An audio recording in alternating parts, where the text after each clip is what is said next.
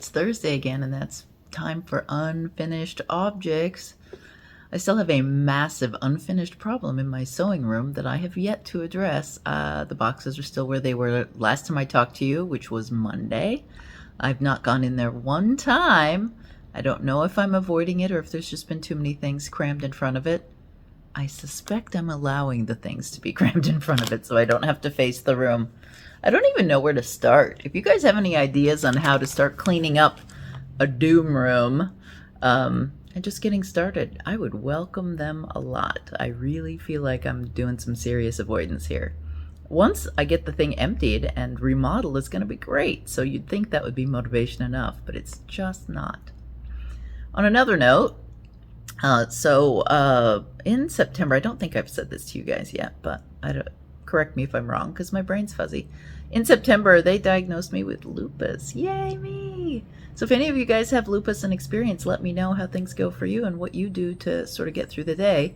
They put me on some new meds, and when I got home from the trip, I found out like the second week I was on my trip, no meds, and I went and I felt fine most of it. Then I got home and, recovery from a trip, that's normal. But I started my new meds and they're supposed to be making me feel better. I don't think they are, but it's also like mold leaf season. So usually this time of the year I don't feel great anyway.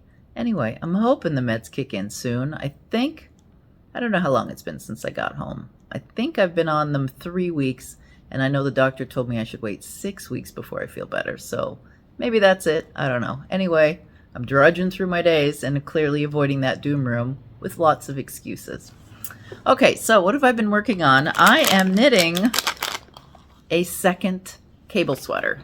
So let me turn this around.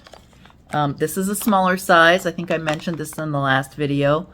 I have now put the sleeves on holding cables, and I'm going to talk about those in a minute.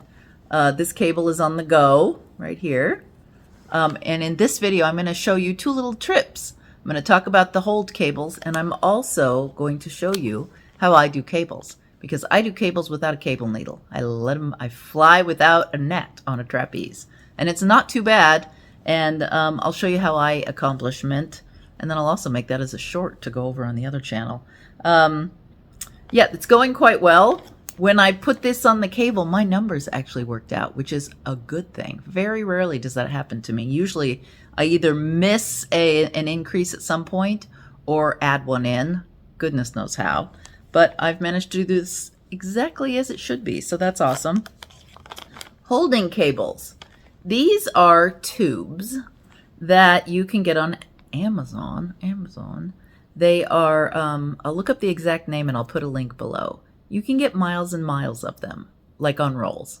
Now, of course, they're cheaper on rolls, but if you don't want a whole row, and tell me if you're interested, I can get some rolls, break them up into packets, like this yarn company has done, and you can buy a whole bag full of them for like $7. That's how much these would be for like this whole bag. Now, the thing is these are the big ones, and I think it would be nice to have some big ones and some little ones in the same pack. I think it's like $20 for a whole roll, and it's more than you will ever need. But if I bought some rolls and broke them up for you, then you wouldn't have to pay so much and you wouldn't have tubing that you don't need. But there's big and small, and what's handy about them is your needle can go into the tip of this, and you have to really put it on, and then it kind of stays. It doesn't pull real easy. And the reason this is good is that when you're pulling on this sweater, I knit to the sleeves and then I put them on hold with this. And so all I had to do was push this onto the tip of the needle that was exiting and push it through. And this inserted itself, and then I just tie it in a knot, and now my sleeves are on hold. I didn't cut this down or anything. I left it this length. So these are probably 36 inches in length, I think. So I did it twice, did this, then knit across the back, then did this sleeve here and put this sleeve on hold, and then I knit and finished out the row with my size. These are size 10 needles. So these cables fit into size 10 needles. The size small ones go about to a size 5 or 6. I think these would work better on the 6, but I didn't have them the last time I knit something on a 6. But all they are is just, they don't even have a name for them on here. These are, they're, I can't remember the name of them. They're silicone cords, I think is what they're called. And the beading crafty people have used them for years to put beads on. But now we've figured out a use for them for us knitters. Leave a comment if you would like a mixed bag of colors and sizes, because I can put that together pretty easy. Yeah, that's what I've been doing. I will, before we go, I'm going to show you how to do the cables without a cable needle. And then I'm going to try and finish this up in the next few days, depending on how much knitting time I get. This weekend, I'm going to Long Beach, Washington. So if you guys are out near there, if any of you are, or want to take a weekend trip and are close enough, you can go to Long Beach, Washington, and there will be a Fiber Fest at the elementary school in Long Beach, Washington. I'll put a link below in the comments so that you can see where we're at. We've got a Twisted Pico is the store I co-own with Kelly. We're going to have a booth there with mostly yarn, with gift boxes that I made and Laura made, and they're really fun. It's a kit in a box, but you don't get to know what it is. You have to be surprised. Most of them come with needles or hooks. There's crochet. There's a couple of weaving ones. There's lots of knitting ones.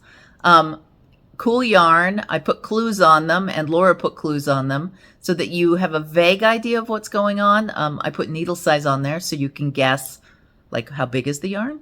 Sometimes I said it's lace, or it's a scarf, or it's shawl. So you'll know vaguely, but you won't know the exact particulars. Hopefully people will enjoy that. Those will be online soon as well. So even if you can't get to Long Beach, you can go shop the mystery gift boxes and get yourself a present. If, say, you live alone for Christmas and you want a surprise, this is the way to get it done. But it's a kit. It's not just random balls of yarn or anything like that. Kits, all come with the pattern, all come with the yarn. Now, whether you use them for that, you don't have to, but you can, because I made sure it was in the box. Okay, let's go see how to do a cable without a cable needle. It's coming up next. Okay, I am now ready. I'm ready to do my cable.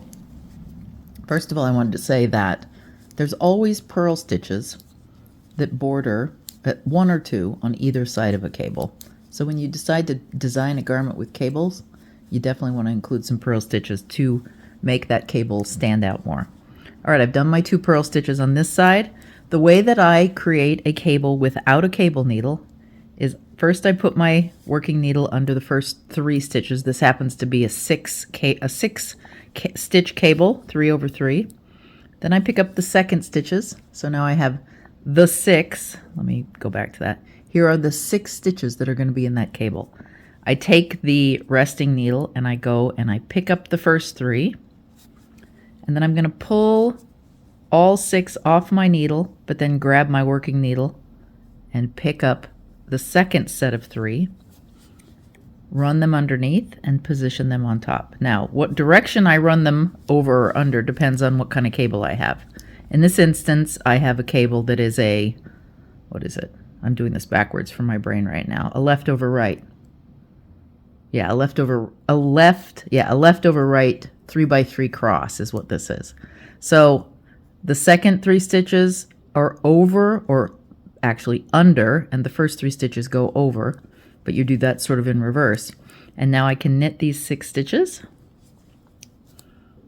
1, 2, 3, 4, 5, 6.